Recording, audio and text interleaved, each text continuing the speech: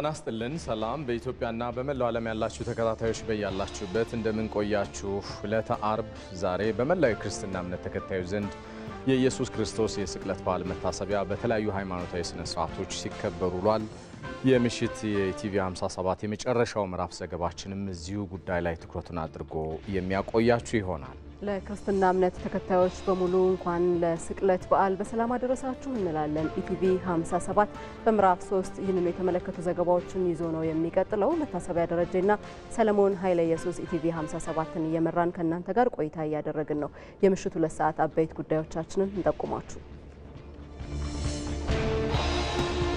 የኢየሱስ ክርስቶስ ስቅለት በዓል በተለያዩ የሃይማኖታዊ ስነ ስርዓቶች ተከበረ።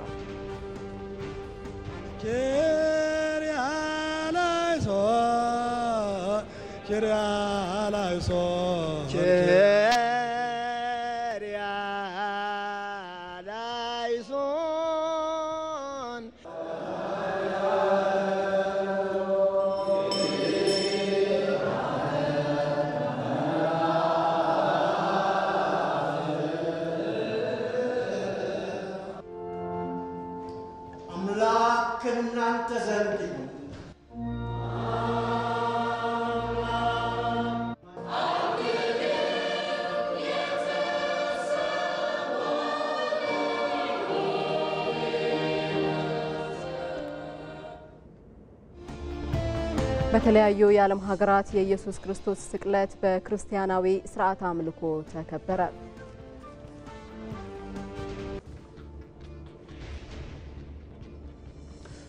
የተወደዳችሁ አብራችሁን ስትቆዩ እንግዳም ይኖረናል። እንግዳችን በኢትዮጵያ ኦርቶዶክስ ተዋሕዶ ቤተክርስቲያን በቦሌ ሆህተት ብርሃን ቅድስተ ማርያም ካቴድራል ሰባኪ ወንጌል ዲያቆን ዘላለም ታዬ ከደቂቃዎች በኋላ የሚቀላቀሉን ይሆናል። በመናነሳው ጉዳይም ምላሽና ማብራሪያ የሚሰጡን ይሆናል። አብራችሁን ቆዩ። በሰማያት ያለ ተለይቶ ይሞገስ ክቡር ስምህ ከሰማያት ከላይ ከጸባዖት ወርዶ ከመቤቴ ከድንግል ማርያም ተወልዶ በመስቀል ላይ ስለ ኃጢአቴ ቤዛ ሆነ አማኑኤል እግዚአብሔር ከኛ ጋር ሆነ። ጠቅላይ ሚኒስትር አብይ አህመድ የፋሲካ በዓልን ምክንያት በማድረግ ማዕድ አጋሩ። ጠቅላይ ሚኒስትር አብይ አህመድ ዝቅተኛ ገቢ ላላቸው የጠቅላይ ሚኒስትር ጽሕፈት ቤት ሰራተኞችና ጽሕፈት ቤቱ ለሚያሳድጋቸው ህጻናት ማዕድ ማጋራታቸውን ነው የጽሕፈት ቤቱ መረጃ ያመላከተው። በሌላ ዜና የኢየሱስ ክርስቶስ ስቅለትን በስግደትና በጸሎት እያሰቡ ስለመሆኑ የኢትዮጵያ ኦርቶዶክስ ተዋሕዶ ቤተክርስቲያን እምነት ተከታዮች ይናገራሉ። ምእመኑ ለትንሣኤው አቅመ ደካሞችን በማገዝ በክርስቲያናዊ ሕይወት ሊያሳልፈው እንደሚገባ ማስተያየታቸውን ሰጥተዋል። እንደሚከተለው ይቀርባል።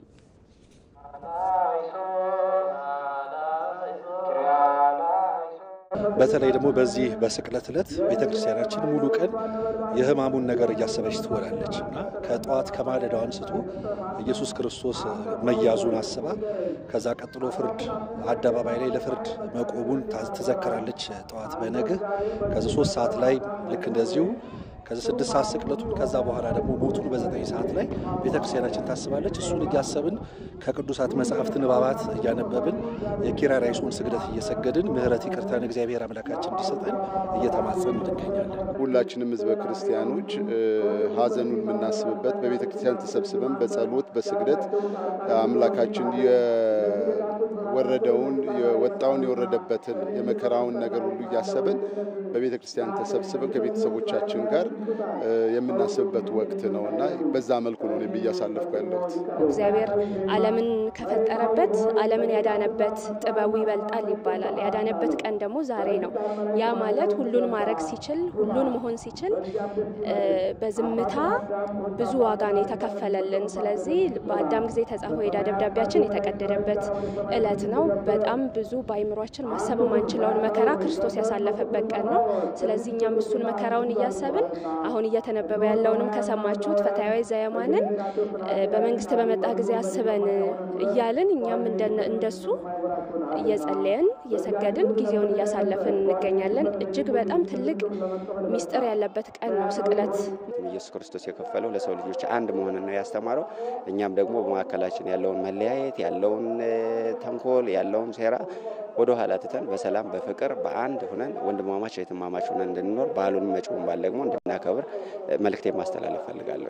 ክርስትና ተግባራዊ ህይወት ነው እንጂ እውቀት ብቻ አይደለም። በህይወታችን ምን ተረጉመው ስራ ያስፈልገናል። ያ ስራ ምንድነው? የወደቁትን ማንሳት፣ ያዘኑትን ማበርታት፣ እነዚህ ወገኖቻችን በማሰብ በተለይ በዓላት ብቻ እየጠበቁ መርዳት ሳይሆን በዓላት ውጭም ፕራክቲካሊ የሆነ ክርስትና ተግባራዊ የሆነ ክርስትና ለመሆን መትጋት ይኖርብናል። ከኛ በታች ያሉ ሰዎችን በጋራ በመሆን እንደው ለኛ ብቻ ይሆን ሳንል ያገኘነውን ነገር አነሰ በዛ ሳንል በጋራ ተካፍለን ካሉ በዙሪያችን ካሉ ወገኖቻችን ጋራ እነሱን እያስታወስነ በዓሉን የጋራ ብናደርግ እሱ ነገር ማድረግ አለበት።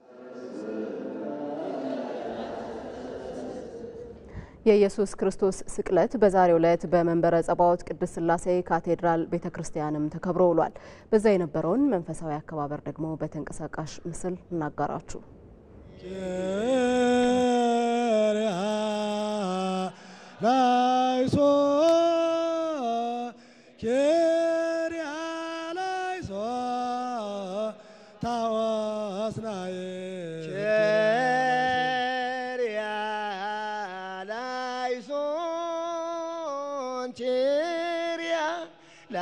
ላይሶን ማሰያዝና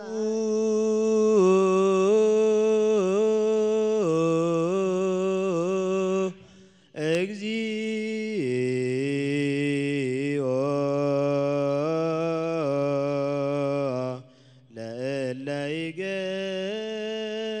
ለለይገፉኒ ጽቦ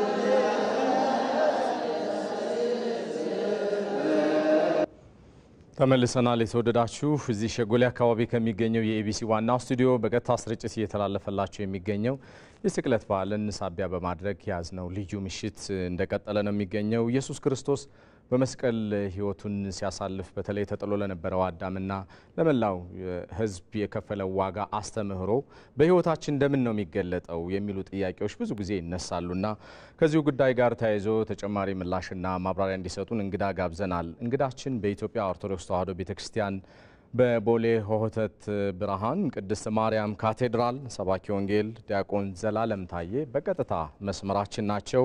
ከእሳቸው ጋር ቆይታ እናደርጋለን። መምህር ለጊዜዎት አብዝተን ነው የምናመሰግነው።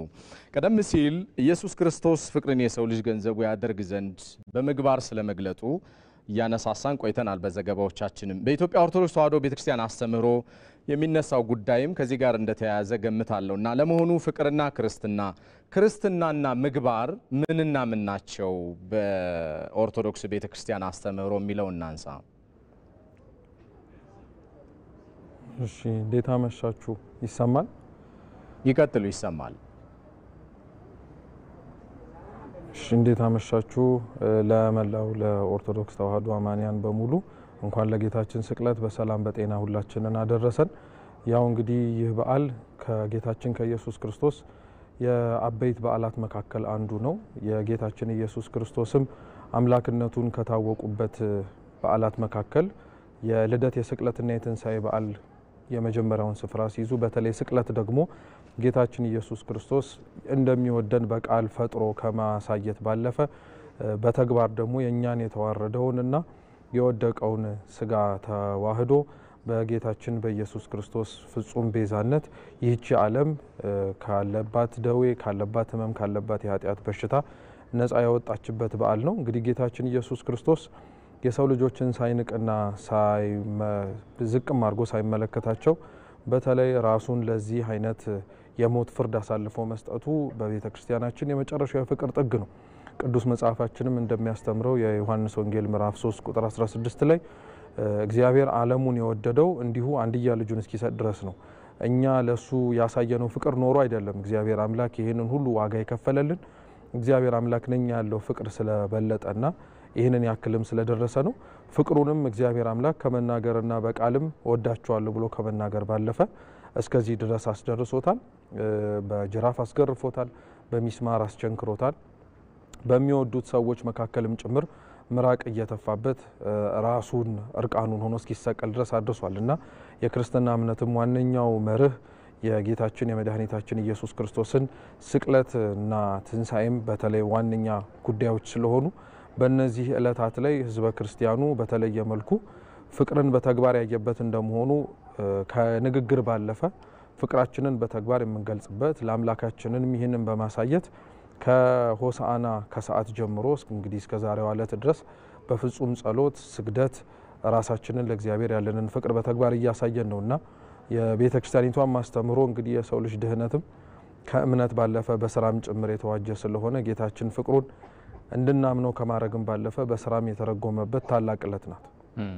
መምህር የኢየሱስ ክርስቶስ ስቅለት ጥልቅ የሆነ መልእክትን የያዘ ነው። ብዙ ሊነገርለት ብዙ ሊባልለት ይችላል። ገደብ የለሽ ፍቅር፣ በሁኔታዎች ያልተገደበ ይቅር ባይነትን፣ ትህትናን፣ ትዕግስትን፣ ለሌሎች መኖርን ብዙ ልናነሳ እንችላለን። የክርስትና አስተምህሮ እንደሚያስተምረው ከሆነ ማለት ነው። ታዲያ ይህንን ዕለት በየዓመቱ ስናስብ እንደ ሀገርም ዘላቂ ሰላምን በማስፈን ረገድ ህዝበ ክርስቲያኑ ከዚህ ምንድነው መማር ያለበት? እንዴት ነው መቀየር የሚቻለው? ልክ ነው። የክርስቶስ ፍቅርና በዚች በዕለተ አርብ ላይ የፈጸመው የድህነት ስራውን ሊናገር የሚችል ምንም አንደበት የለም። ከአንደበትም ከሀሳብም በላይ የሆነ ትልቅ የፍቅር መገለጫ ነው። ክርስቲያኖችም እንደ ክርስቶስ ተከታይነታቸውና እሱን አምላክ ነው ብለው እንደመቀበላቸው ይህንን የመስቀሉን ጉዞ እንዲከተሉም ቅዱስ መጽሐፍም ያዛቸዋል። ራሳቸውን እንዲክዱ ራሳቸውንም ዝቅ አድርገውም ጭምር ለሌላው በፍጹም መታዘዝ እንዲኖር ያዛል። የቅዱስ መስቀሉንም ፍኖት ወይንም ደግሞ መንገድም ለሚከተል ሰው ከሌላውም ጋር ጭምር እንዴት መኖር እንደሚችል ያያል። ከሚጠሉት ሰዎች ጋር ክርስቶስ አብሮ ውሎ አድሯል። እየሰቀሉትና እየገረፉት እየገፉትም የሚያደርጉትን ስለማያውቁ ይቅር በላቸው ብሎ እየተናገረ እስከ መጨረሻው ድረስ ደርሷል። በመጨረሻም ደግሞ ጌታችን ኢየሱስ ክርስቶስ በመስቀል ላይ ሆኖ ለንስሐ ወይንም ደግሞ ለትንቢት የተሰጡትን የእስራኤልን ሕዝብ ብቻ ሳይሆን በደሙ ፈሳሽነት ያነጻው ዓለምን ሁሉ ነውና የክርስቲያኖች ሰላምም ጭምር ወይንም ደግሞ በዚህ በዓል ላይ የሚሰበከውም የፍቅርም አንደኛው ዓላማ ምንድነው? ለኛ ብቻ የተገደበና በእኛ ብቻ የተወሰነ ሳይሆን ለዓለሙ ሁሉ የሚሰጥ መሆን እንዳለበት ቤተክርስቲያናችንም በጣም በተደጋጋሚ ትናገራለች። በዚህም በዓል ላይ የሚሳተፉ በዓሉንም በየዓመቱ ለማክበር የታደሉ ክርስቲያኖች ከዚህ በዓል ውስጥ የክርስቶስን ፍቅር እነሱም ለዓለም የሚያበሩበት፣ የክርስቶስን ሰላም እነሱም ለዓለም የሚያካፍሉበት፣ የጌታችን ኢየሱስ ክርስቶስን መከራውን መታገሱንም ደሞም ጭምር እያሰቡ በዛ መከራ ውስጥ ፈውስና ድህነት እንደሚገኝ በማመን ራሳቸውን ለእግዚአብሔርም በሕዝብ ጋር አብሮ ለመኖርም በሰላም የሚያስገዙበት ትልቅ ሃይማኖታዊ እሴት ያለው ዋና በዓላችን ነው። በኢትዮጵያ ኦርቶዶክስ ተዋሕዶ ቤተክርስቲያን በቦሌ ሆህተ ብርሃን ቅድስተ ማርያም ካቴድራል ሰባኪ ወንጌል ዲያቆን መምህር ዘላለም ታዬ በቀጥታ መስመራችን ተገኝተው ሃይማኖታዊ አስተምህሮና የሰው ልጆች በምግባሩ ሊገልጣቸው የሚገቡ ጉዳዮችን ስለነገሩ እናመሰግናለን። መልካም ምሽት ይሁንልዎት መምህር። መልካም በዓል ሰለሞን መታሰቢያ ለመላው ለሕዝበ ክርስቲያኑን በሙሉ እግዚአብሔር ያክብርልኝ። ኢቲቪ 57 አሁንም ይቀጥላል። ተመልካቾቻችን ከዚሁ ጋር የተገናኙ ዘገባዎቻችን አሁንም አየር ላይ መዋላቸውን ይቀጥላሉ። አብራችሁን ሁኑ። የኢየሱስ ክርስቶስ የስቅለት በዓል በኢትዮጵያ ካቶሊካዊት ቤተክርስቲያን እምነት ተከታዮች ዘንድም በዛሬው ዕለት ተከብሯል። በዓሉ በልደታ ማርያም ካቶሊክ ካቴድራል ቤተክርስቲያን በርካታ የእምነቱ ተከታዮች በተገኙበት በተለያዩ ሃይማኖታዊ ስነ ስርዓቶች ነው በዛሬው ዕለት የተከበረው። ሂሩትም ቢያለ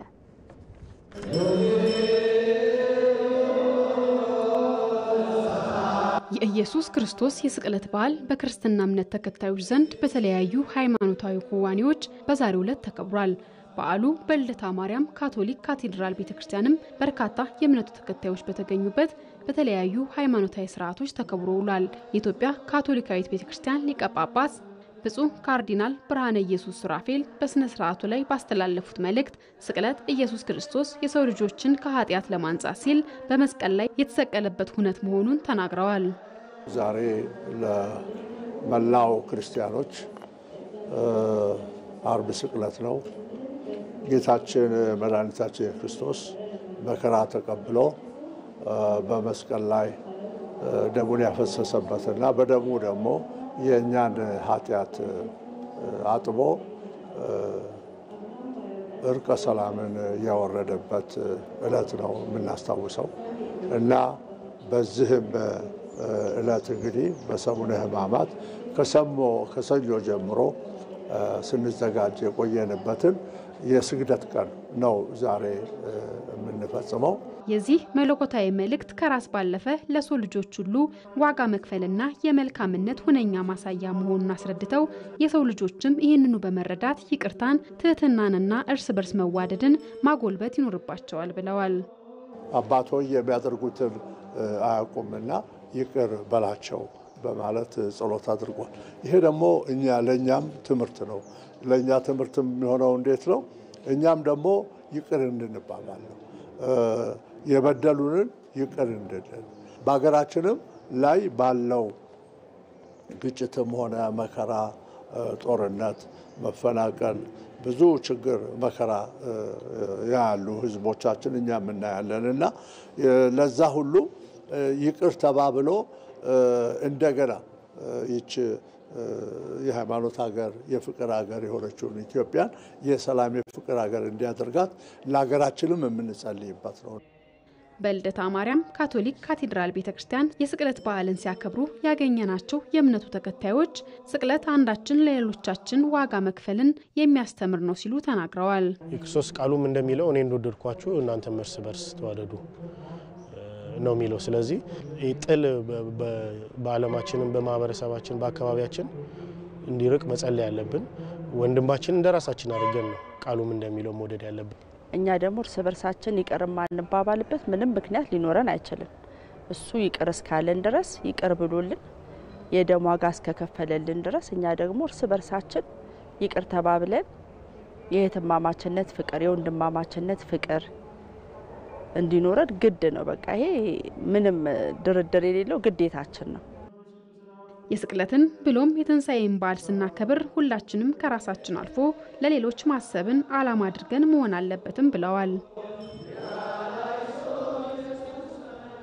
ይሄው የኢየሱስ ክርስቶስ የስቅለት መታሰቢያ በዓልም በልደታ ማርያም ካቶሊክ ካቴድራል ቤተክርስቲያን በተለያዩ የሃይማኖታዊ ስነ ስርዓት ተከብሯል።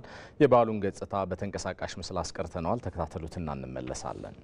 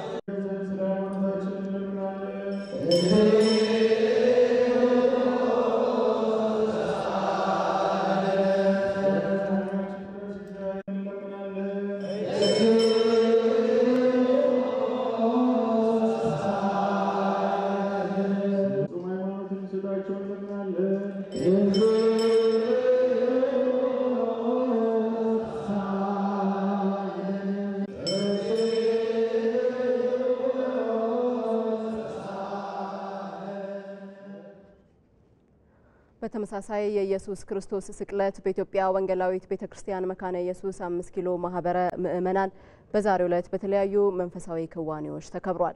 በመርሃ ግብሩ ላይ የቤተክርስቲያኒቱ አገልጋዮች እንዲሁም ማህበረ ምእመናን የተገኙ ሲሆን አማኞች ዝቅ ማለትና ፍቅርን ከክርስቶስ መማር እንደሚገባቸው ተነስቷል። እድሉ ፈቀደ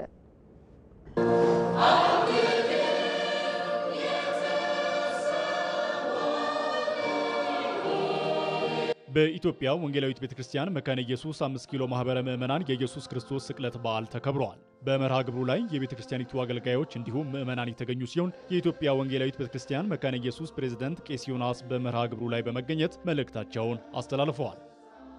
በጌታ የተወደዳችሁና የተከበራችሁ የአገራችን ህዝቦች በአገር ውስጥና ከአገር ውጭ ሆናችሁ የጌታችንና የመድኃኒታችን የኢየሱስ ክርስቶስ የ2017 ዓመተ ምህረት የስቅለትና የትንሣኤ በዓልን እያከበራችሁ ያላችሁት ህዝበ ክርስቲያን ሁሉ አስቀድሜ እንኳን ለጌታችንና ለመድኃኒታችን ኢየሱስ ክርስቶስ የስቅለትና የትንሣኤ በዓል በሰላም አደረሳችሁ በማለት በራሴ እና በኢትዮጵያ ወንጌላዊት አብያተ ክርስቲያናት በኢትዮጵያ ወንጌላዊት ቤተክርስቲያን መካነ ኢየሱስ እንደዚሁም ደግሞ በኢትዮጵያ ወንጌል አማኞች አብያተ ክርስቲያናት ስም መልካም ምኞቴን ሊገልጽላችሁ እወዳለሁኝ። አክለውም መርሃ ግብሩ የወንጌል አማኞች ለተደረገላቸው መልካም ነገር እግዚአብሔርን የሚያመሰግኑበት መሆኑን ጠቅሰዋል። ዋናው ቁም ነገር ይህንን በዓል የምናከብረው ራሳችንን እንደ ህዝብ እንደ ክርስቲያኖች እንደ አማኞች በተለይ ክርስቲያኖች የሆንን ለማየት እንደገና ደግሞ እግዚአብሔር ላደረገልን አስደናቂ የድነት ስራ እግዚአብሔርን ለማመስገንና ይህ ደግሞ እንዲሆን እግዚአብሔር ላሳየን ታላቅ ፍቅር እርሱን ለማድነቅ ነው። በተለይም የክርስቶስ ተከታዮችና አማኝ ትህትና፣ ፍቅርን፣ ይቅርባይነትን መማር እንዳለባቸው ምዕመናኑ ይናገራሉ። እንግዲህ ከክርስቶስ በተለይ ተከታዮቹ የሆኑ በሱ የሚያምኑ ሰዎች ክርስቶስ በመስቀል ላይ ሆኖ የተናገራቸው ቃላቶች አሉ። የሰዎችን ኃጢአት ይቅር እንዳለ የሰው ልጆችም ባላቸው ማህበራዊ ኑሮ ውስጥ የይቅርታ ልብ ከሱ ተምረን ለእርስ በርሳችን የይቅርታ መንፈስ ሊኖረን ይገባል። የወንጌል አማኙ በዓሉን ሲያከብር የተቸገሩትን በመርዳት የታመሙትን በመጠየቅ መሆን እንደሚገባው ተጠቁሟል። የተወደዳችሁ ኢቲቪ ዜና 57ን በልዩ አቀራረቡ የኢየሱስ ክርስቶስ ስቅለትን በዓል ምክንያት በማድረግ የተከታተላችሁት ስለሆነ እናመሰግናለን። ዜናዎቻችንም ይቀጥላሉ። በኢትዮጵያ ወንጌላዊት ቤተክርስቲያን መካነ ኢየሱስ 5 ኪሎ ማህበረ ምዕመናን የኢየሱስ ክርስቶስ ስቅለት በዓልም በተለያዩ መንፈሳዊ ስነ ስርዓቶች ተከብሮ ውሏል። በተንቀሳቃሽ ምስል እስኪናገራችሁ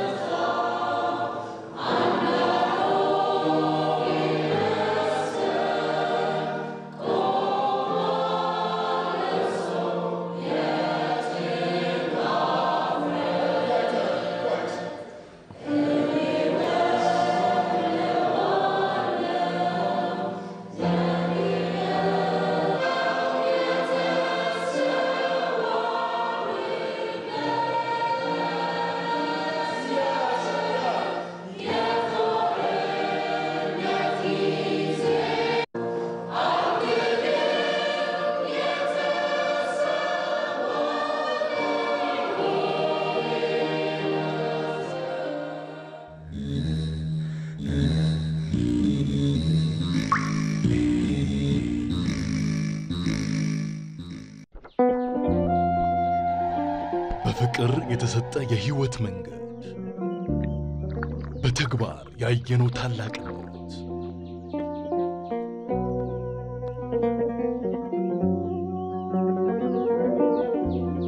ለድህነት የተከፈለ መስዋዕትነት ለዘላለም የሚኖር ቃል ኪዳን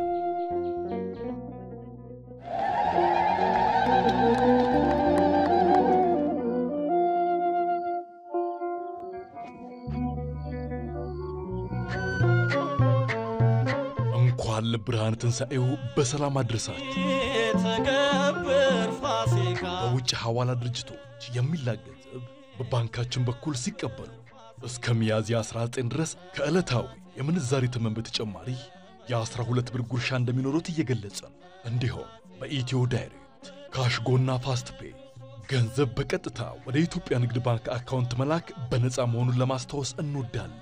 የኢትዮጵያ ንግድ ባንክ ሁሌም የሚተማመኑበት ባንክ።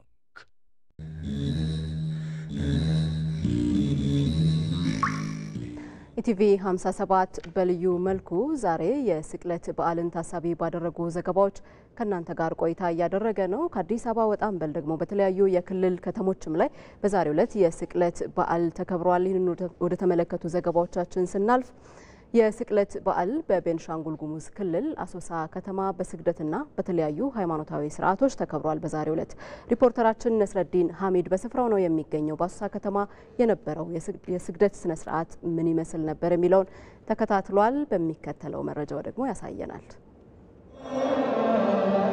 የስቅለት በዓል በተለያዩ አካባቢዎች የእምነቱ ተከታዮች በሚገኙበት በተለያዩ ሁኔታዎች እየተከበረ ይገኛል። አሁን በምንገኝበት በአሶሳ ከተማ መንበረ ሰላም ቅዱስ ገብርኤል ካቴድራል የእምነቱ ተከታዮች በተገኙበት በጾም በጸሎት እንዲሁም በተለያዩ የስግደት ስነ ስርዓቶች እየተከበረ ይገኛል። ለመሆኑ የስቅለት በዓል በእምነቱ ተከታዮች ዘንድ ምን ትርጉም አለው? አስተያየታቸውን ለኢትዮጵያ ቴሌቪዥን ሰጥተዋል። ተከታትለን እንመለስ። የስቅለት በዓል እንግዲህ ኦርቶዶክስ ቤተክርስቲያን የምታከብረው ነው። የበዓል እንግዲህ ለሁለት ወር የሚከበር ነው። በጾም በጸሎት ነው የሚከበረው።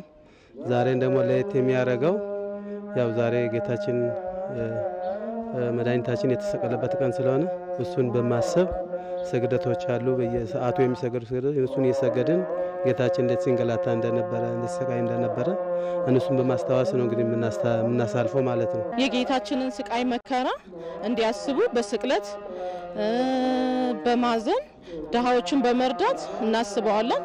ይሄ ስቅለት ደግሞ የጌታችን መከራውን ችግሩን ስቃዩን ያገኘበት የተካፈለበት ቀን ስለሆነ እኛም ደስታውን ስቃዩን መከራውን የምንካፈልበት በዓል ነው ብዬ ማስበው። አጠቃላይ ስቃዩን የምናስብበት ለኛ ለሰው ልጆች ድህነት ብሎ የተወጋበት የቆሰለበት ለሰው ልጆች ድህነት ብሎ ብዙ መከራ ያየበት ዕለት ነው።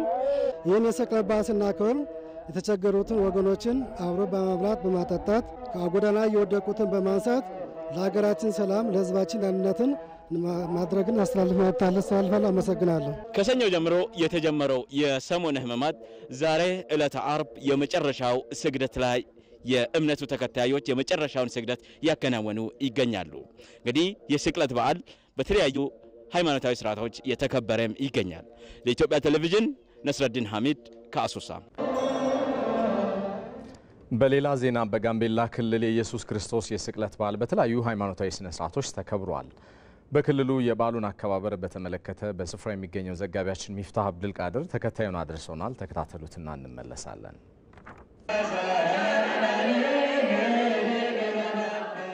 በየዓመቱ በክርስትና እምነት ተከታዮች ዘንድ በአብይ ጾም የመጨረሻው ዕለት አርብ ላይ የሚከበረው የስቅለት በዓል በጋምቤላ ክልል በርካታ የእምነቱ ተከታዮች በተገኙበት በድምቀት ተከብሯል። በተለያዩ አብያተ ክርስቲያናት ያነጋገርናቸው የሃይማኖት አባቶች የእምነቱ መምህራንና ምእመናን እንደተናገሩት የስቅለትን በዓል ህዝበ ክርስቲያኑ ሲያከብር ልክ እንደ ካሁን በፊቱ አብሮነትን በሚያጠናክር መልኩ ሊሆን ይገባል ብለዋል። ለዚህ ብሔር ወይ ለዳው ላውጣው ሳይል ለሁሉ ነው፣ ለሰው ልጆች በሙሉ ነው የተሰቀለው። ይህንንም አርአያ የሰጠው ለሁሉ ነው። መተዛዘን እንዳለ፣ መረዳዳት እንዳለ፣ ትህትና እንዳለ፣ መተዛዘን እንዳለ ይህ የትህትና ወቅት ነው በአሁኑ ሰዓት። በዚህ የተነሳ የኢትዮጵያ ኦርቶዶክስ ቤተክርስቲያን ተከታዮች በሙሉ ይህን በዓል የሚያከብሩት ክርስቶስ ያደረገላቸውን ውለታ በማሰብ ነው። በጋምቤላ ያው እንደምታዩ በጣም ደስ በሚል ሁኔታ በሁሉም አጥቢያ ቤተክርስቲያኖች በደመቀ ሁኔታ ከሌሊቱ ጀምሮ እስከዚህ ሰዓት ሰዓቱ ገና ነው እስከ ፍጻሜ ሰዓት በጥሩና በደስታ ሁኔታ ያው ህዝቡ እንደምታየው ከዳር እስከ ዳር ትንሽ የለም ትልቅ የለም ክርስቲያን የሆነ ሁሉ በዚህ ቦታ ላይ ተገኝቶ በጥሩ ሁኔታ እያከበርን ነው። በጣም ደስ ይላል። አምላካችን ለኛ ብሎ የተወጋው የቆሰለው የደማው ያን ህማማቱን ስቅለቱን መከራውን በማሰብ ከሌሎች ወንድሞቻችን ማህበረሰቡ ጋራ በህብረት በአንድነት በፍቅር ጥሩ ክብረ በዓል እንደሆነ ነው። ጾሙም ጸሎቱም ሲበረክትልን ጥሩ ነው። ሁሉን ነገር እናውቅበታለን፣ ሁሉን ነገር እንረዳበታለን። ጊዜው የጸሎት ጊዜ ነው። በጋምቤላ ክልል በርካታ የእምነቱ ተከታዮች በተገኙበት የተከበረው የስቅለት በዓል የተለየ ድምቀት እንደነበረው ተመልክተናል። ለኢትዮጵያ ቴሌቪዥን ለተጠናቀረው ዜና ሚፍታህ አብዱልቃድር ከጋምቤላ። ኢየሱስ ክርስቶስ በመስቀል ላይ ሆኖ ፍቅሩን የገለጸበት እርስ በርሳችን ተሳስበን በሰላም እንድንኖር ያስተማረን ነው ሲሉ የዳውሮ ዞን ኦርቶዶክስ ተዋሕዶ ሃይማኖት ተከታዮች ገልጸዋል። በመኑ በዓሉን ስናከብር አቅመ ደካሞችን በማሰብ የሃይማኖትና ሰብአዊ ግዴታችንን በመወጣት ሊሆን ይገባልን ብለዋል። በዚህ ጉዳይ ላይ ባልደረባችን ሰለሞን ባረና ከተርጫ ተከታዩን ዘገባ ልኮልናል።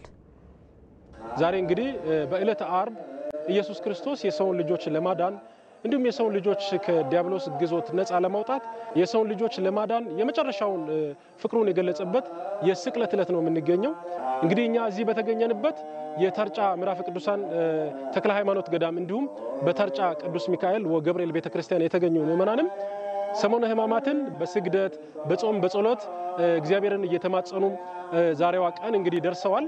የሰሞነ ሕማማትን ያው ከሰኞ ጀምሮ ቤተ ክርስቲያን በመምጣት በመጾም በመስገድ እያሳለፈን ነው አሳልፈነዋል። ደግሞ ዛሬ ደግሞ የስቅለት በዓልን በእንደዚህ አይነት መልኩ እያሳለፈን ነው።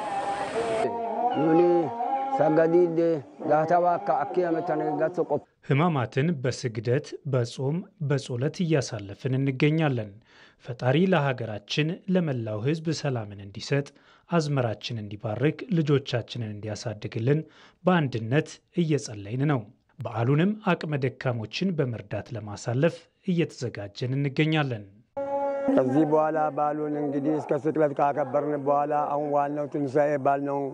ትንሣኤ በዓል ማክበር የሚገባው ለሌሉ ሰዎች በማሰብ ካለንበት ከፍለን ሰጥተን ነዳያንን እንደገና አቅመ ደካሞችን እዚህ ቤተ ክርስቲያን የሚመጡትን እንደገና በቤተ ክርስቲያኑ ባዘጋጀው እነሱን ጋብዘን ማረሚያ ደግሞ ላሉ ሰዎች የተማሪዎች ያዘጋጁበት ዝግጅት ከትንሣኤ በኋላ እንደገና ማረሚያ ቤት ተሸክሞ በመውሰድ አቅመ ደካሞችን እያሳለፍን የሚያሳልፍበት በዓል ይሆናል። ከዚሁ በተጨማሪ በኢትዮጵያ ኦርቶዶክስ ተዋሕዶ ቤተክርስቲያን የዳውሮ ሀገረ ስብከት የስብከተ ወንጌል መምሪያ ኃላፊ የሆኑት መምህር አያሌው ግዛውም ዕለቱን በማስመልከት ተጨማሪ ማብራሪያ ሰጥተውን ነበር። እሱ አምላክ ስለሆነ እሱ ጌታ ስለሆነ ያንን ክስ በሙሉ ሽሮ በመስቀል ላይ ሆኖ ስለ ሰላም የሰበከበት፣ በመስቀል ላይ ሆኖ ስለ ፍቅር የሰበከበት፣ በመስቀል ላይ ሆኖ ስለ አንድነት የሰበከበት ቀን ነው። እንግዲህ ከምድር ሁሉ ወደ ላይ ከፍ ባልኩ ቁጥር ምርኮን ሁሉ ወደ እኔ እስባለሁ እንዳለው ሰማያውያንና ምድራውያን ተለያይቶ ነበረና እግዚአብሔር በመስቀል ከምድር ከፍ ከሰማይ ዝቅ ብሎ በተሰቀለ ሰዓት ተጣልተው ለዘመናት ተለያይቶ የነበሩት የሰው ልጅና ሰማያውያን የታረቁበት ትልቅ ቀን ነው የዛሬው ቀን። እንግዲህ ክርስቶስ በመስቀል ዛሬ ሁላችንንም አስታርቆናል፣ እርቅ ፈጽሟል። ስለዚህ ምናልባት ይሄንን ትንሣኤ ስቅለቱን የምናከብር ሰዎች ሁላችንም በዛሬው ቀን ፍቅርን፣ ሰላምን ሰብከን ወደ እርቅ መምጣት እንዳለብን ክርስቶስ አስተምሮናል በትልቁ። እንግዲህ እኛ በተገኘንበት በተርጫ ምዕራፈ ቅዱሳን አቡነ ተክለ ሃይማኖት ገዳም እንዲሁም በተርጫ ቅዱስ ሚካኤል ወገብርኤል ቤተክርስቲያን የተገኙ ምእመናንም ሳምንቱን በሙሉ ቤተክርስቲያን በመሆን ጸሎት በማድረግ ስግደት በመስገድ ለአንድነታቸው ለሰላማቸው ቤተክርስቲያን በመሆን ጾም ጸሎት በስግደት ያሳለፉበት እንደሆነ ነው የገለጹልን። ተመልሰናል። የተወደዳችሁ የኢየሱስ ክርስቶስን የስቅለት መታሰቢያ በዓል በተመለከተ ያጠናቀርነው ልዩ ዘገባችን እየተካተላችሁ ነው በያላችሁበት። ከዚሁ ጉዳይ ጋር በተያያዘ ተጨማሪ መረጃዎችን ደግሞ እንዲያጋሩን ሊቀ ሕሩያን ደረጀ ግርማ ከእስራኤል ጎልጎታ በቀጥታ መስመራችን ገብተዋል። ሊቀ ሕሩያን ለጊዜዎት በጣም ነው የምናመሰግነው። እንግዲህ በእስራኤል ጎልጎታ እንደ መገኘቶ መጠን መቼም በክርስትና እምነት ተከታዮች በወንጌላውያንና እንደዚሁም ደግሞ በቅዱስ መጽሐፍ ሳይቀር ብዙ ነገሮች የተባለለት ቦታ ነው ያሉበትና ስሜቱ ምን ይመስላል? የኢየሱስ ክርስቶስ ራሱን አሳልፎ ለሰው ልጆች የሰጠበት ጥበብና የመገለጥ የማዳን ኃይል ህዝበ ክርስቲያኑ ወደ ህይወቱ እንደምን መውሰድ ያለበት? እንግዲህ እኔ ካለሁበት ከዚህ ከጎልጎታ በተለየ ስሜት ነው የሚከበረው። ርስታችን በሆነው የኢትዮጵያ ገዳም በዴር ሱልጣን እዛው ጎልጎታ ላይ ነው የተከበረው። በርካታ ምዕመናን ትውልደ ኢትዮጵያውያን ከአዲስ አበባ ወይ ከተለያዩ አካባቢዎች ወደዚህ ቦታ በዓሉን ለማክበር በሄዱ እንግዶች በልዩ ድምቀት በልዩ ሁኔታ በልዩ ስሜት ነው የተከበረው። ቦታው ላይ ጌታ ስቃይ በተቀበለበት በተሰቀለበት እንዲሁም በተቀበረበት 33 ዓመት ከ3 ወር በተመላለሰበት ቦታ ሆኖ ማክበር ቢያንስ የሚሰጠው ስሜት ከሌላ በተለየ መልኩ ነው። ምዕመናን እያለቀሱ መስቀሉን ተሸክመው 14ቱን ምዕራፍ ኪራራይሶ እያሉ ብፁዓን አበው ሊቃነ ጳጳሳት በሚመሩበት እጅግ በሚያስደስት ሁኔታ እየወደቁ እየተነሱ ከእንባ ጋራ ስለ ሀገራቸው፣ ስለ ዓለም ሰላም፣ ስለ ራሳቸውም ሕይወት የሚጸልዩበት ክርስቶስ ለነሱ የተቀበለውን መከራ በማሰብ ትልቅ ደስታ በውስጣቸው እየተሰማቸው ከእንባ ጋር ነው በልዩ መልኩ ያከበሩት እና በጣም የሚያስደስት ነበር። እንግዲህ ሃይማኖታዊ አስተምህሮም በተለይ በክርስትና እምነት ተከታዮች ዘንድ የኢየሱስ ክርስቶስ ስቅለት ብዙ ነገር ያስተምራል፣ ብዙ እሴቶችንም ጭምር የያዘ ነውና ከዚህ ክርስቲያኖች ምንድነው የሚማሩት ከኢየሱስ ክርስቶስ ስቅለት? እንግዲህ ትልቁ ነገር ፍቅር ነው። ክርስቶስ ለኔና ለናንተ ሕይወት ብሎ የከፈለው በፍቅር ነው መስዋዕትነት የከፈለው። ስለዚህ የክርስቶስን መከራ ሰው ሲያስብ እርስ በርሱ መዋደድ፣ እርስ በርሱ መከባበር፣ በሐሙስ ዕለት ጌታ ዝቅ ብሎ የሚያንሱትን ሐዋርያት እግርን ያጠበው። ስለዚህ ከኛ የሚያንሱ ሰዎችን በመርዳት ከኛ ከሚያንሱ ሰዎች ጋር አብሮ በዓልን በማሳለፍ ክርስቶስ ለኛ ያደረገልን የከፈለልን የፍቅር መስዋዕትነት እኛም ለወንድሞቻችን እኛም ለቤተሰቦቻችን እኛ ለፍጥረት ሁሉ በጎና ጥሩ ነገር በማድረግ በፍቅር ነው ማሳለፍ የሚገባና ከክርስቶስ የምንማረው ዕለቱም ፍቅር የተሰጠበት ቀን ነው። እግዚአብሔር ለሰው ልጆች ያለውን ፍቅር በሞት የገለጸበት እንግዲህ ማንንም ሰው ማለት ነው መምህር ደቀ መዝሙሩን ቢወደው እንግዲህ ተቀመጥ በወንበሬ ተናገር በከንፈሬ ይለዋል እንጂ ሕይወቱን አይሰጥለት። እንግዲህ አባት ልጁን ቢወደው ቢያንስ ርስቱን ያወርሰዋል፣ ሀብቱን ያካፍለዋል፣ ግን ሕይወቱን አይሰጥለት። የኔና የናንተ ፈጣሪ ግን ለሰው ልጆች ፍቅር ያለውን ትልቅ ደረጃ የገለጸው በሞት ነው። ስለዚህ ይሄ የፍቅር ጊዜ ስለሆነ አገራችንን በፍቅር አገራችንን በሰላም አገራችንን በልማት እንግዲህ ወደ ቀጣዩ ምዕራፍ ለማሳደግና ለመሄድ ክርስቶስ ዛሬ ያሳየንን ፍቅር እርስ በርሳችሁ ተዋደዱ ትእዛዜ ይቺ ናት ነው ያለው። ሌላ አልጠየቀን። ስለዚህ እርስ በርስ በመዋደድ ያለው ለሌለው በማካፈል በጎ በማድረግ ልናከብረው ከክርስቶስ ልንማር ነው የሚገባው። ሊቀ ሕሩያን ደረጀ ግርማ ከጎልጎታ እስራኤል በቀጥታ መስመራችን ተገኝተው ሃይማኖታዊ አስተምህሮን ስለነገሩን ምላሽና ማብራሪያም ስለሰጡ እናመሰግናለን። መልካም ምሽት፣ መልካም ጊዜ ይሁንልዎት። እኔም አመሰግናለሁ። ለሁላችሁም ለኢትዮጵያ ሕዝብ ሁሉ ሰላም፣ ፍቅር፣ አንድነት እንዲሆንለት እንመኛለን። መልካም በዓል ለክርስትና እምነት ተከታዮች። አመሰግናለን። አሁንም በተያያዥ ጉዳዮች ተመልካቾቻችን እንቀጥላለን። የስቅለት በዓል በሐዋሳ ከተማ በሚገኙ አብያተ ክርስቲያናት በተለያዩ መንፈሳዊ ስነ ስርዓቶች በዛሬው ዕለት ተከብሮ ውሏል። ሪፖርተራችን ሚካኤል ገዙ ደግሞ በሐዋሳ ቅዱስ ገብርኤል ገዳም ቤተክርስቲያን በመገኘት በስቅለት በዓል ላይ የታደሙ ምዕመናንን ስለ በዓሉ አስተያየቶቻቸውን ጠይቆ ነበረ። እንከታተል። ጌታችን መድኃኒታችን ኢየሱስ ክርስቶስ ዓለምን ለማዳን በቀራንዮ መስቀል የተሰቀለበት ቀን ነው ዛሬ። ከዛ በፊት ደግሞ ሰሞነ ሕማማቱን እንግዲህ ያለፉትን ቀናት 5ቱን ቀናት ማለት ነው ክርስቶስ ላይ የደረሱትን ሕማማት ሁሉ ምዕመናን እያስታወሱ እያሰቡ ድነት የሚያገኙበትን ከክርስቶስ የክርስቶስን መከራም የሚያስቡበትን በተለያየ መንገድ እያከበሩ ነው የሚገኙ። እንደተባለውም ዛሬ የስቅለት በዓል በተለየ መልኩ የተከበረ ነው የሚገኘው ማለት ነው። ኢየሱስ ክርስቶስን ሕማሙን ግርፋቱን ሲተፉበት የነበረውን በማሰብ ለኔ ሲል ተገረፈ፣ ለኔ ሲል ቆሰለ፣ ለኔ ሲል ተደማ፣ ስጋውን ቆረሰ፣ ደሙን አፈሰሰ እያልን የሱን ሕማም እያሰብን ከኃጢአት ከበደል ተሰውረን የምናስብበት ጊዜና ሰዓት ነበረች። ያ ነው። ከዚህ በላይ ለሰው ልጆች ብሎ ራሱን አሳልፎ ከመስጠት የሚበልጥ ፍቅር የለም።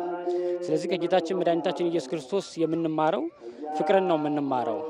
እርሱ በዚህ ፍቅሩ ወዶን የኛም በደል እርሱ ተሸክሞ የአዳም ልጆችን በደል ሁሉ እርሱ ተሸክሞ በቀራንዮ መስቀል ተሰቅሎ እኛን ካዳነን እኛ ደግሞ የሰው ልጆች በዚህ ምድር በምንኖርበት ሰዓት የሱን አራያ ተከትለን እርስ በርስ መዋደድና ማፋቀር እንደሚጠበቅብን በግልጽ ያስተምራል። ከጌታ የተማርኩት እሱም እንድንሆንለት የሚፈልገው ጥሩ ነገር እንድንሰራ ጽድቅ ነገርን እንድንሰራ እኔን ምሰሉ ነው ያለው። እሱን እንድንመስል ነው የሚፈልገውና ያንን ነው መሆን እንፈልገው። እንድንረዳዳ ጎሰኝነት ዘረኝነቱን ትተን ሁሉም የአዳም ዘር በጠቅላላ አንድ እንደመሆኑ መጠን የእግዚአብሔር ልጅ እንደመሆኑ መጠን ሁላችንም አንድ ፍቅር ኖሩን በአንድነት የአንድ አምላክ ልጆች ከመሆናችን የተነሳ ፈጣሪያችን አንድ እግዚአብሔር ከመሆኑ የተነሳ በአንድነት እንድንጾም እንድንኖር ነው እየረዳን እያስተማረችን ያለች።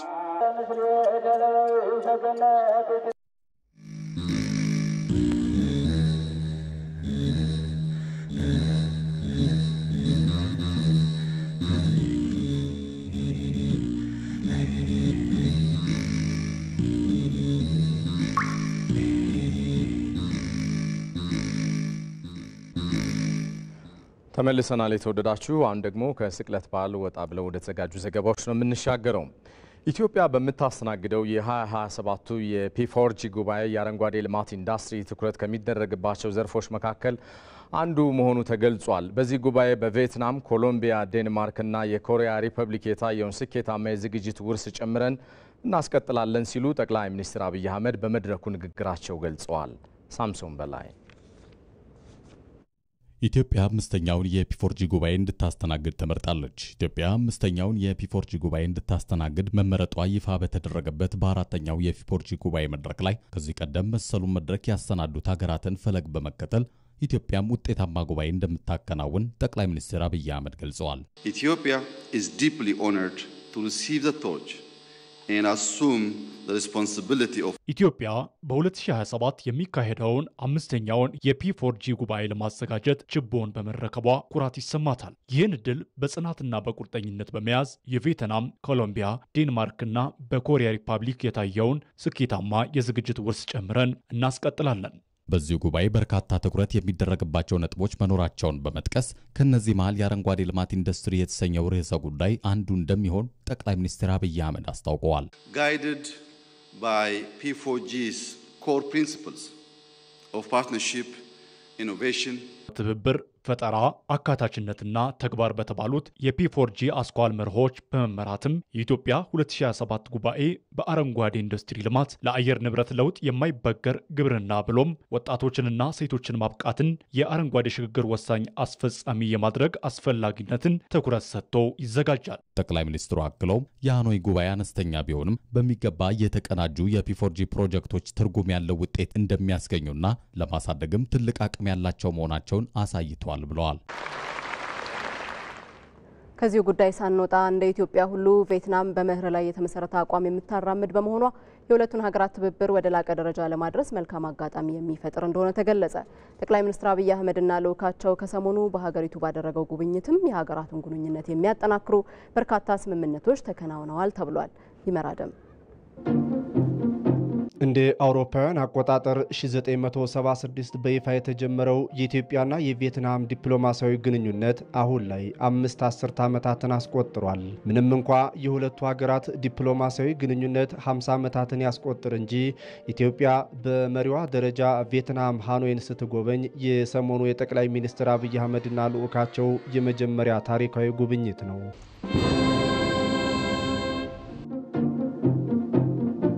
እስያዊቷ ቪየትናም በአጭር ጊዜ የፈጣን ኢኮኖሚያዊ እድገት እያስመዘገበችና ሌሎች መልካም ዕድሎች ያላት ሀገር በመሆኗ ከኢትዮጵያ ጋር ልምድ ለመለዋወጥና ለመተባበር አመቺ ሁኔታዎች አላቸው።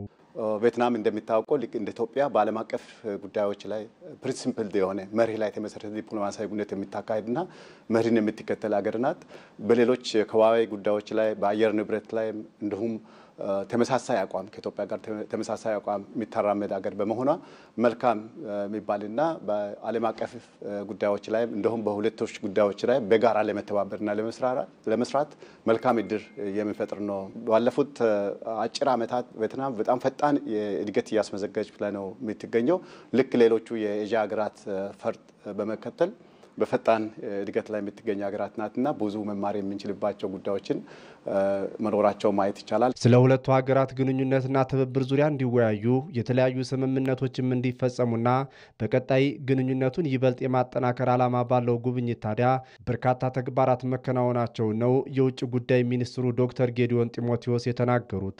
ለምሳሌ አንዱ ስምምነት የተደረገበት ጉዳይ የኢትዮጵያ አየር መንገድ ወደ ቬትናም በረራ እንዲጀምር ነው በጥቂት ወራት ውስጥ።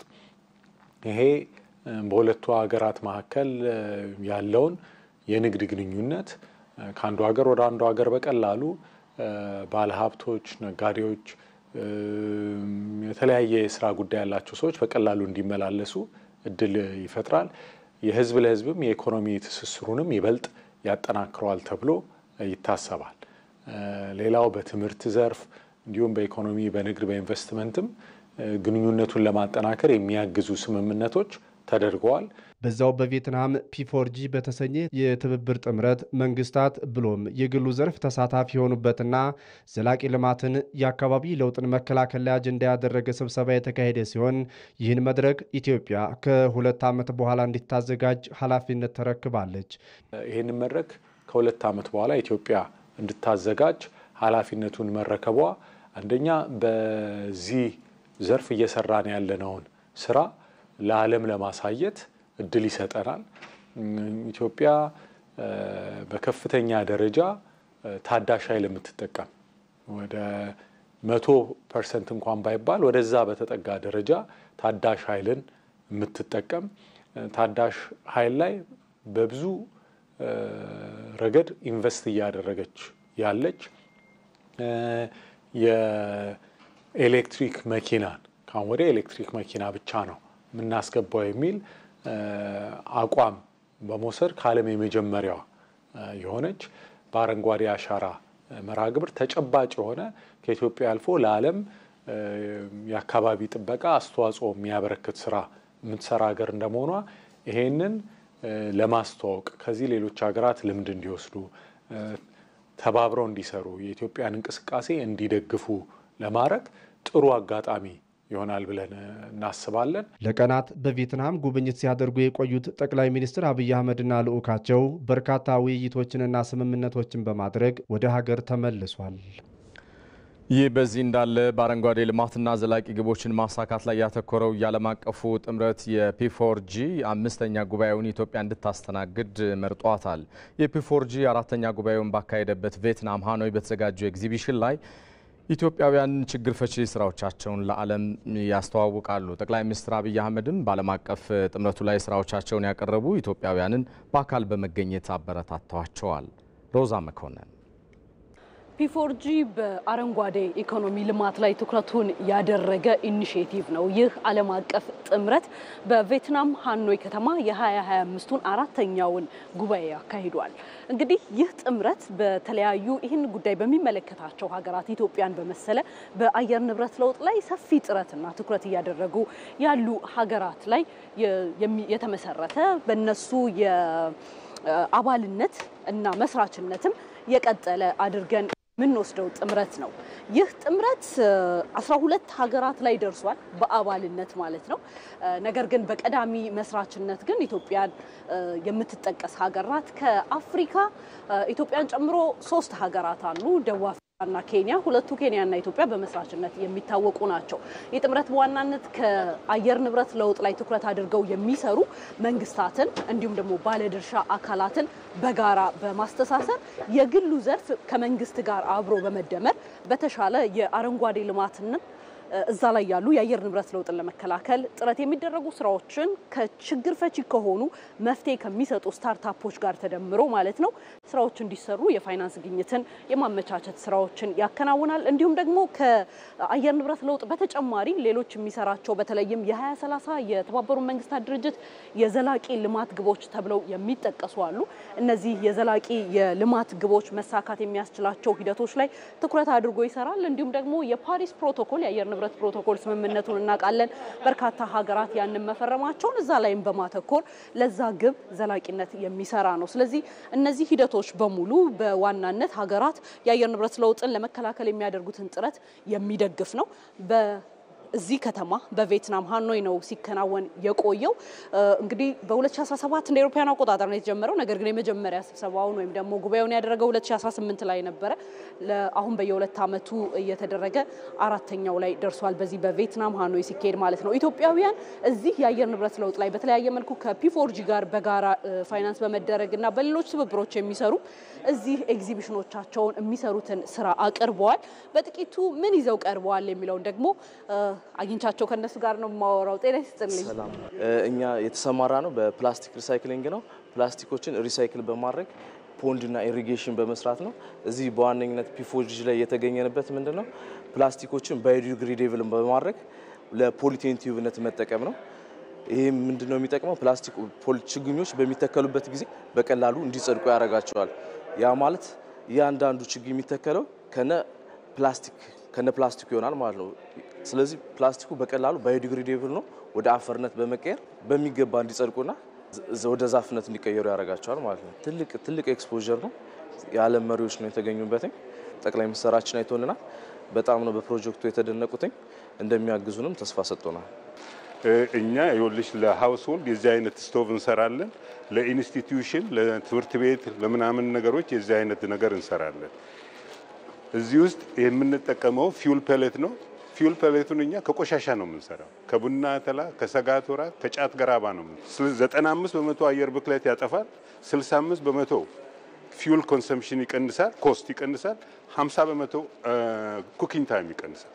የንጹህ የመጠጥ ውሃ ችግርን መቅረፍ የምንችልበትን ቴክኖሎጂ ይዘን ነው የመጣ ነው። ምንድነው የሚደረገው እዚህ ውስጥ እንግዲህ እንደምታዩት ኪዮስክ ማለት ያው እንደ ሱቅ ነገር ተሆነና እዛ ውስጥ ግን የውሃ ማጣሪያ ሲስተም አለ። በቀን እስከ 10,000 ሊትር ንጹህ የመጠጥ ውሃ ማጣራት። አይፋ ፉድስ የተባለ ድራይድ ፍሩትን የደረቁ ፍራፍሬዎችን ለምግብነት እንዲውል አንድ አመት ሼልፍ ላይፍ እንዲኖረው ተደርጎ ለሰዎች ስናክም ሊጠቀሙበት ተደርጎ ስታንዳርዱንና ኒውትሪሽኑን ጣዕሙን ጠብቆ የተዘጋጀ ምግብ ነው። ፕሮዳክቶቻችን ምንም አይነት ኬሚካል አይገባባቸውም፣ ስኳር አይገባባቸውም። ኤክስፒሪየንስ ሼሪንግ ነበረ።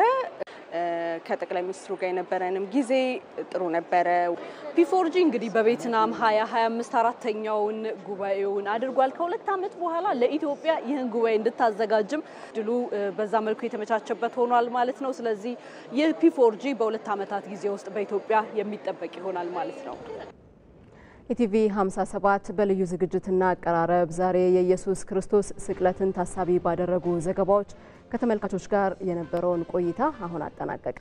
እኔ ሰለሞን ኃይለ ኢየሱስ ባልደረባዬ መታሰቢያ ደረጀ በጋራ በቀጥታ ስርጭት ከዳይሬክተራችን ገዛኸኝና ከካሜራ ባለሙያዎች ከስርጭት ተቆጣጣሪ መሐንዲሶቻችን ጋር አብረን ቆይተናል። የተወደዳችሁ በያላችሁበት ሰናይ ጊዜ ይሁንላችሁ።